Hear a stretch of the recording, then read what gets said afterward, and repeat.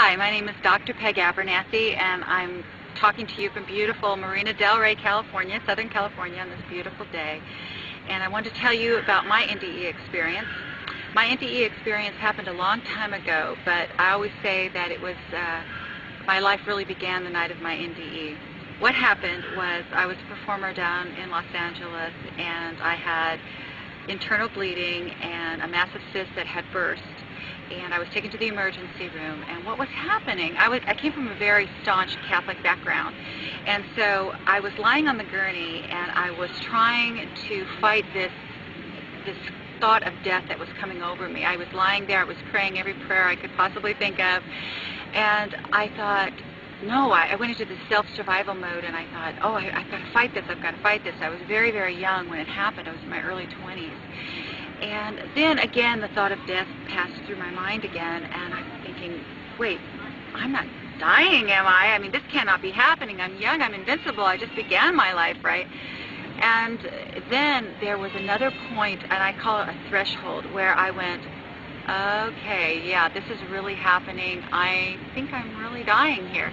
And it's very interesting because I went from this mindset of fighting and fighting and fighting to survive to this, it was like I crossed the threshold into acceptance.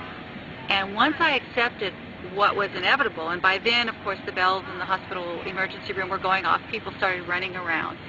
And but I remember smiling, and my smile was my last physical memory of this earth. And I remember a loud roaring sound, a buzzing sound, bells going off, and this kind of a sinking in within to myself. At that point, I was in the most beautiful, peaceful, what I call a subsistence of existence. I wasn't there, I wasn't here, I didn't know anything except this amazing peace. There was no pain. At that moment, I found myself at the top of the hospital room. And I was floating there, and I remember my face was upward, and I also remember consciously thinking, the body is back there. I kept referring to it as the body's down there, it's down there.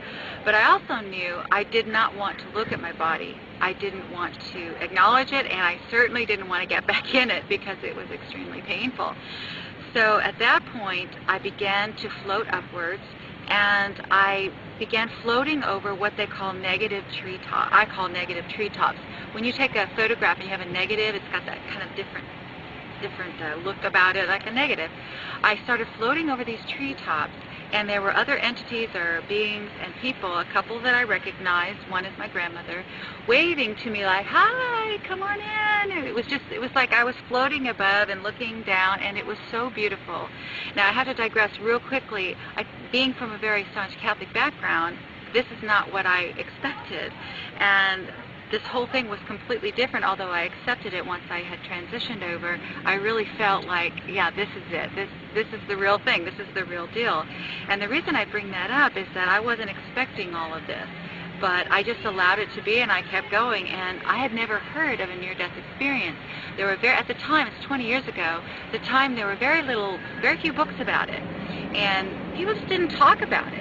And also the technology in the medical field wasn't as such as we can bring all these people back who have crossed over like they can today, especially with cardiac people.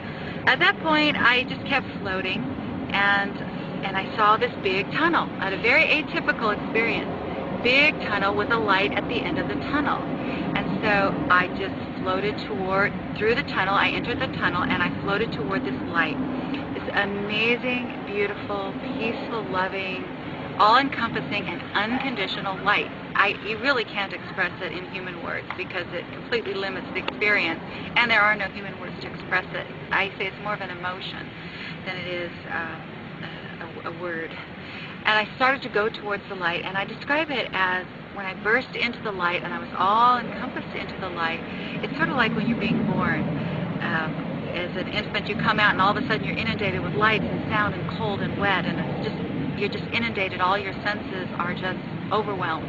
That's the way I felt, all the way down into the core of who I am, with this amazing love and peace. I wanted this light. I didn't know what it was. I wanted it. I felt it. I needed it. And I kept thinking, oh, I'm home. I'm home. That's all I kept thinking. at that point, I remember looking or having the sensation to move over and look over there, and I started seeing my life pass by, my infancy, my childhood, and I felt good about it. I'm watching myself, oh, I remember that, and all these different things, which now I know they call it a life review. I had never heard of a life review. I didn't know anything about any of this, so this was all new to me. And I started watching myself, my childhood, my early teen years, and then I came to a point where I saw myself being married, which I was about 4 years into my marriage at that time. And I remember seeing my husband as I'm walking down the aisle with my father, and I see my husband there peeking around the people looking at me. And at that moment I stopped and I went, uh-oh, and I knew I had to go back. And I'm like, what? No, but there was this yearning and this something that I knew that I wasn't done with Pete yet, my husband. We weren't finished, and I had to go back. And at that point, I heard a voice say to me, "Not now, my daughter," which I remember thinking at the time, going, who was that? And I was thinking, is that God? Is that an angel? Who is that? And also, the relationship that I had with my own personal God at the time wasn't like that. It wasn't formal like, you know, a Hollywood movie, "Not now, my daughter," but that's kind of the way it felt. It was like a sensation of formality, but anyway, and I knew that I had to go back. And of course, at that, I always tell this joke, and my husband always says, "Oh yeah, blame it on me that you had to come back." I said, "It's all your fault." But in essence, I also believe that, you know, we come back for a reason. And anyway, I knew I had to come back. At that point, I felt myself being whooshed backwards, almost like being sucked backwards, back through the light, back into the tunnel, really, really quickly. This happened very quickly. Back out over the negative treetops, and just floating back as fast as I could go. At that point, then I remember the sensation of being back in my body with a thud, and I remember the sensation of my body being cold and very confining and almost like, you know, bound, like I was bound. At that point, I took a real deep breath, and I guess that's when I was back in the real world. And I remember looking around. I remember blinking my eyes and people looking at me and hanging over me and checking vitals and whatnot. And at that point I thought, okay, I'm back, and I'm not done yet. And the last thing I heard from one of the nurses was, "I can't believe that kid almost died." And I remember thinking as I closed my eyes, you have no idea what just happened to me. So basically that's it. That's my near-death experience. And I also say that that was the beginning of my life, because it completely changed my life.